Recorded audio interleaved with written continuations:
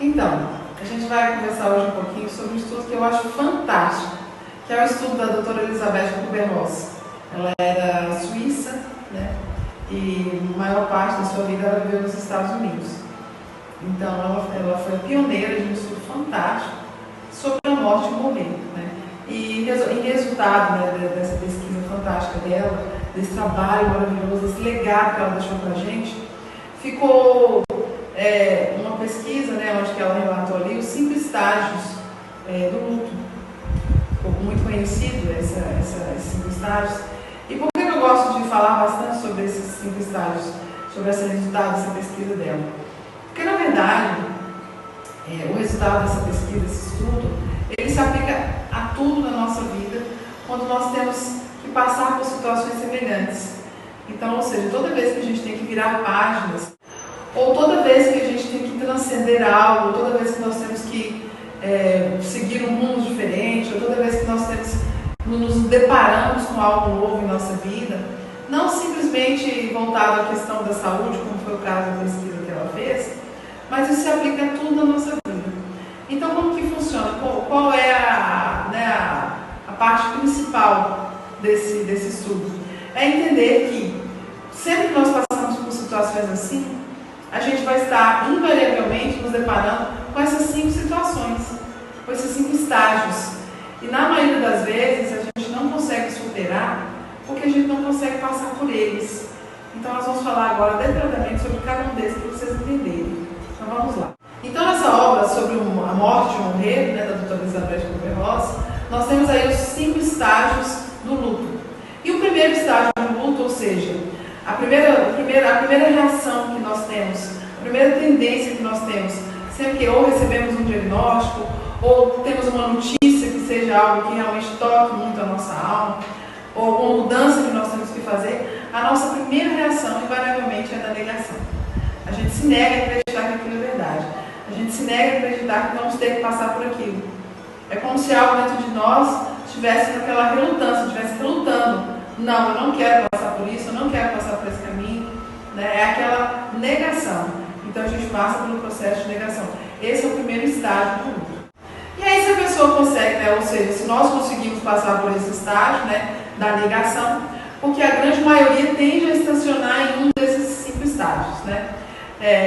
Então quando conseguimos superar a negação, a nossa maior tendência é para o segundo estágio, que é a raiva e também o isolamento. Né? Então, inclusive é um dos estágios onde a maioria da humanidade está estacionada.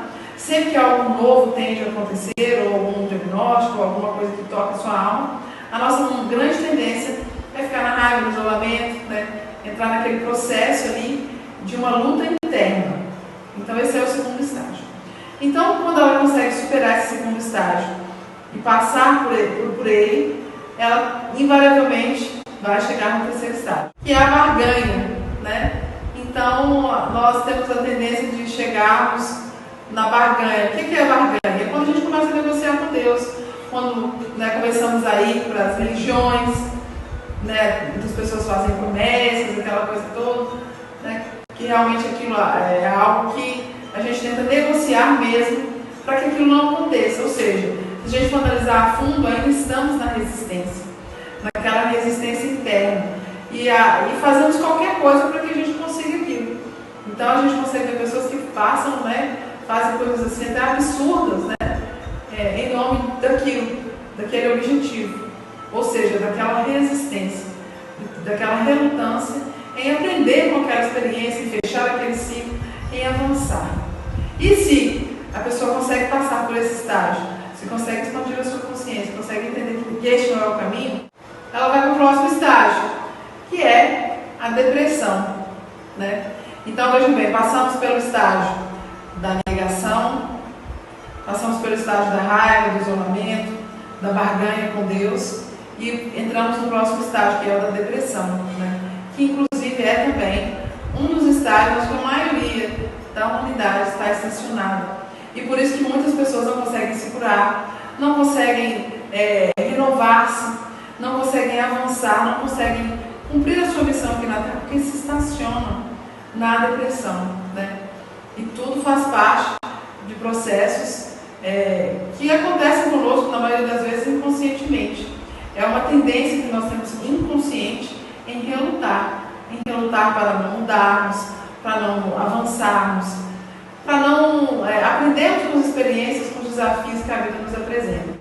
E aí, se a pessoa consegue, né, ela vai chegar no último estágio, que é o da aceitação. E é exatamente nesse estágio onde a pessoa vai conseguir transcender aquela experiência, aquela dor, aquela doença, vai conseguir se curar. Então aí a gente já tem resposta de por que muitas pessoas não se curam, porque muitas pessoas não conseguem virar páginas, porque elas estão estacionadas em algum desses estágios aí, no luto, né? Então essa é uma pesquisa fantástica, é um aprendizado maravilhoso, é realmente um grande legado e que vale a pena a gente refletir sobre eles, porque todos nós passamos várias vezes, inúmeras vezes na nossa vida por esse estágio, que a gente está sempre se deparando, não com diagnósticos de doenças, mas com convites da vida para mudarmos, para virarmos páginas, para seguirmos adiante a nossa caminhada, né? Para expandirmos a nossa consciência e para cumprirmos a nossa missão aqui no planeta Terra. Então vale a pena a gente estudar e passarmos por esse estágio da forma mais leve possível, entendendo que isso tudo faz parte de quem somos, que é algo que nós, muitas das vezes, talvez por crenças, por falta de conhecimento, né, a gente se deixa levar. Mas quando temos o conhecimento, por isso que a gente sempre bate nessa tecla, a importância do autoconhecimento, se a gente sabe como a nossa máquina funciona, quais são as nossas tendências, porque isso tudo faz parte do inconsciente, né?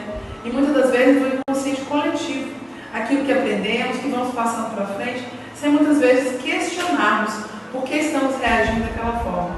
Então é libertador. Então fica aí o convite para todos vocês refletirem sobre esses 5 estágios do luto da doutora Elizabeth Kubler-Ross, transcender as suas dificuldades e cumprir a sua missão aqui no planeta.